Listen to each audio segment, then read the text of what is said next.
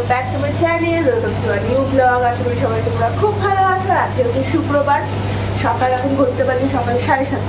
আর এখানে হচ্ছে রান্না বান্না বসিয়েছে। একদিকে হচ্ছে আমার মিক্সড ভেজ, আর একদিকে হচ্ছে আমার ডিম সেদ্ধ। এটা করে এবার মানে ডিম সেদ্ধটা হয়ে গেলে চা বসাবো, মামার খাওয়ার বসাবো, একে একে আস্তে আস্তে সব কিছু করবো। আর তোমার আজকে এই করবো, ডিম করবো, ডিম কষা, মিক্সড ভেজ একটা, আর উচ্ছে আছে ফ্রিজে, উচ্ছে ভাজা করবো ভেবেছি। আর সকালবেলা থেকে ওয়েদারটা একটু মেঘলা মেঘলা করেছে, আমি ওই জন্য ওয়াশিং মেশিনটা তাড়াতাড়ি ছেড়ে দিয়েছি। আর কালকে কি হচ্ছে বলতো, কালকে আমার ওয়াশিং মেশিনটা খারাপ হয়ে গেছিল। ওয়াশিং মেশিনের ভেতরে যে পাম্পটা রয়েছে সেই পাম্পটা খারাপ হয়ে গেছিলো, মেশিনে তোমার জল আসছিল না। আবার লোক ডেকে, মানে যেই দাদা আর কি ওয়াশিং মেশিন আমার করে দিয়ে যায়, ঠিকঠাক করে দিয়ে যায়, কোনো প্রবলেম হলে মানে মেশিন পরিষ্কার করে দিয়ে যায়, তোমার ওনাকে ডেকেছিলাম। ডেকে দেখানোর পর বললো পাম্পটা খারাপ হয়ে গেছে। তো পাম্পটা ঠিক করলো, 900 টাকা নিয়েছে, মানে ওনার চার্জ আর পাম্পটা মিলিয়ে। আর 1 বছরের ওয়ারেন্টি আছে। তো এমনিতেই প্রচুর আয়রন, আমাদের প্রচুর আয়রন। তো আরটা আমাদের আয়রন গার্ড লাগানো আছে। তো বলছো আয়রন গার্ডটার জন্য আরও জল ভেতরে কম আসছে, কিন্তু আয়রন গার্ডটা না লাগালে কি হয় বলো তো, মানে সাদা জামা কাপড়গুলো না মানে আয়রনের দাগ পড়ে যায়, এতটাই আয়রন। উনিই লাগিয়ে দিয়ে গেছিলেন। তো ঠিক আছে, ওটা আমরা মানে খোলার দরকার নেই, থাকুক।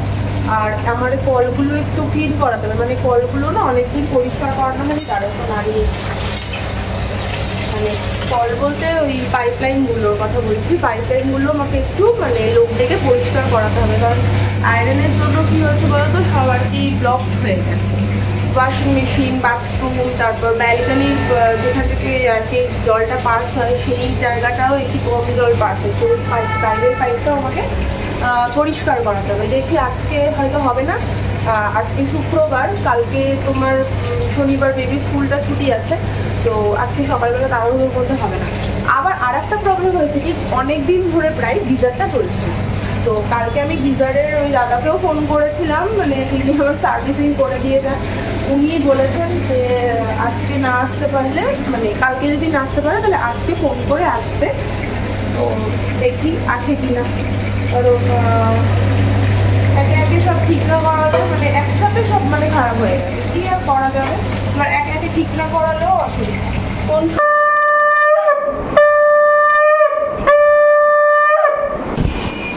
একটুখানি বৃষ্টি হলো, একদম পুজো দিচ্ছিলাম তখন ঝমঝম করে বৃষ্টি নামলো, আর এখন আকাশটা দেখো পরিষ্কার হয়ে গেছে।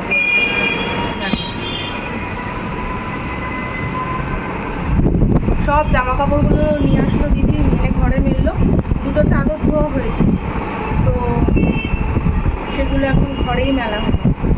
কী বলবো, কিন্তু মনে হচ্ছে আবার আসবে বৃষ্টি, ওয়েদারটা ঠিক নেই।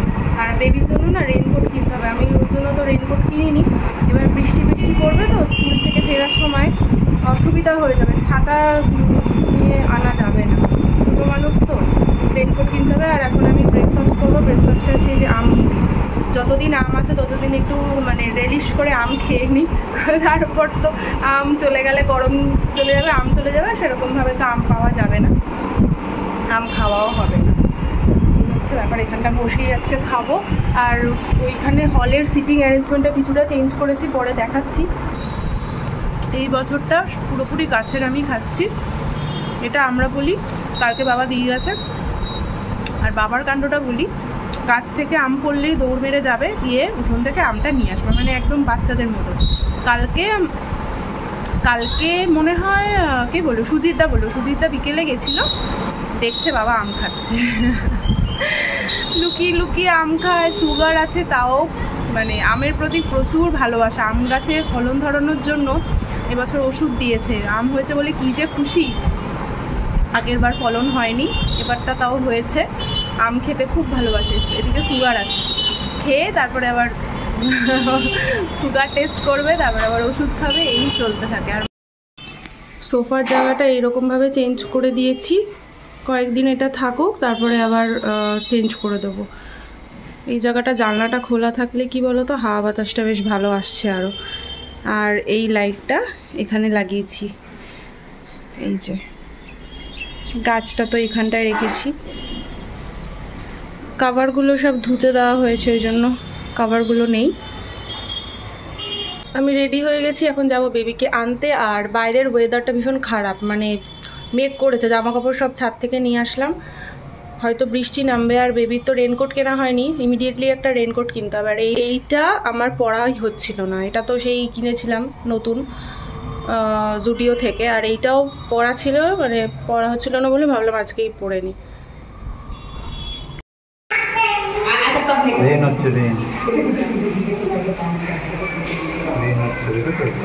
একটু দাঁড়িয়ে যাও।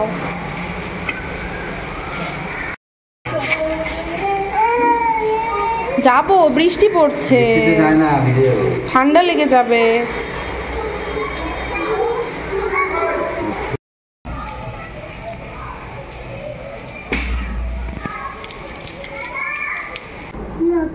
না কি আমার সোনা বলছে খেয়ে মুখ ধুয়ে দাও, মুখ ধুয়ে দাও বলছে। কেন? খাও খাও, ডাটাটা খেয়েছো? হয়েছে? চিবিয়ে ফেলে দাও। বলে বাবালে, এই ডাটাটা খুলে দিই, বিপসটা খুলে দিই। পড়ি পড়ি, এখন পড়ি পড়ি করতে হবে না। আচ্ছা এখন শোনো না, এখন তো তুমি খাওয়া হয়ে গেছে, এখন ঘুনু করবে। ওই দেখো এখন নাকি পড়বে। কি পড়বে এখন তুমি? বিকেলে উঠে পড়তে হয়, এখন এখন না। দেখো অলরেডি খাটের মধ্যে সব এগুলো ছড়িয়ে রেখে দিয়েছে। কি কি দেব?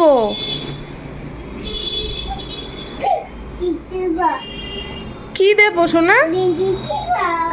কি পড়বে তুমি?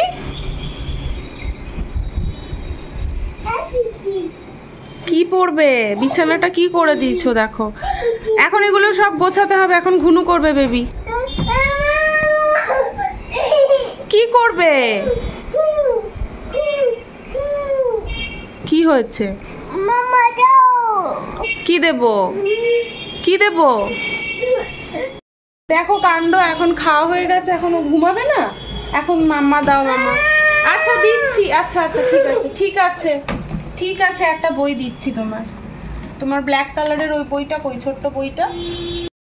গিজার দিয়ে কি বেরিয়েছে দেখো। এই জল আমরা এতদিন ইউজ করছিলাম, এই জল মাথায় দিচ্ছিলাম, আয়রন পরে মানে কি অবস্থা। আমার পুরো বাথরুম নোংরা হয়ে গেছে দেখো, পুরো বাথরুম আমার অবস্থা খারাপ হয়ে গেছে, একদম নোংরা। বাথরুম পরিষ্কার করলাম, পরিষ্কার করে জামা কাপড় চেঞ্জ করে এখন আমরা খেতে বসবো। আর সিরিয়াসলি এত নোংরা পড়েছিল মানে কি, আমরা জল ইউজ করছি এমনিতেই চুল উঠে এই যায়, সামনে পুরো ফাঁকা হয়ে গেছে, এত চুল উঠেছে ডেলিভারির পরে, তার মধ্যে এই জল। আর উনি পরিষ্কার করে দিল, উনি বললো 2 বছরে একবার আয়রনের ওই ভেতরটা পরিষ্কার করতে, আয়রন পড়ে যায় প্রচুর। তো আমার মনে হয় 2 বছরে না 1 বছরে একবার করে করানোই উচিত, কারণ যারা ফ্ল্যাটে থাকে আই থিঙ্ক তারা জানে যে প্রচুর আয়রন পড়ে আমাদের ফ্ল্যাটে। আর এর মধ্যে আমাকে আবার কলগুলোকেও পরিষ্কার করাতে হবে, যেটা বলছিলাম সকালে, না হলে কোনো লাভ কিছুই হবে না, মানে যাচ্ছে তাই অবস্থা হয়েছে। তাও ভাগ্যিস পরিষ্কার করেছে, এখন গিজারটা চলছে। আজকে খাওয়া দাওয়া একদমই সিম্পল করেছে, এখানে ভাত আছে, আর এখানে যে উচ্ছে ভাজা করেছি, এখানে হচ্ছে পুঁই শাক, কুমড়ো, তারপর কচু, ঝিঙে যা ছিল মোটামুটি ওটা একটা তরকারি, আর এইখানে করেছি ডিম কষা। এই হচ্ছে আজকের মেনু।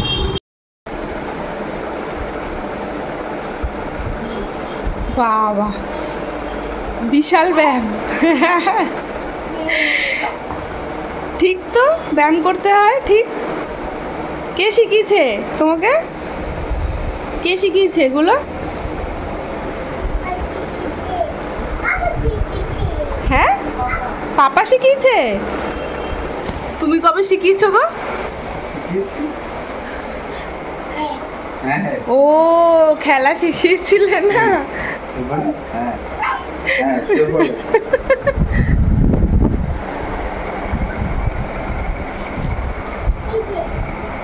বাহ বাবা, খুব সুন্দর গড়াগড়ি। হয়ে গেলে গুটিয়ে রেখে দিয়ে আসবে জায়গা মতো।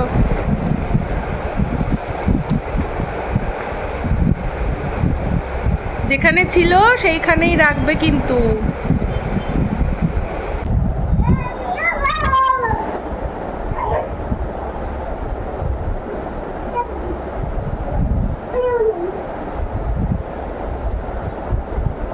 হয়েছে হয়েছে থাক, আমি গুছিয়ে রাখবো, ঠিক থাক, লেগে যাবে না, আমি গুছিয়ে রাখবো। বাইরের আকাশটা আজকে দেখো এত সুন্দর লাগছে, উফ চোখ ফেরানো যাচ্ছে না, কত সুন্দর হয়েছে আকাশটা আজকে। এটা ছাদে গেলে আরো খুব সুন্দর দেখা যেত, বিল্ডিংটার জন্য একটু গার্ড হয়ে গেছে।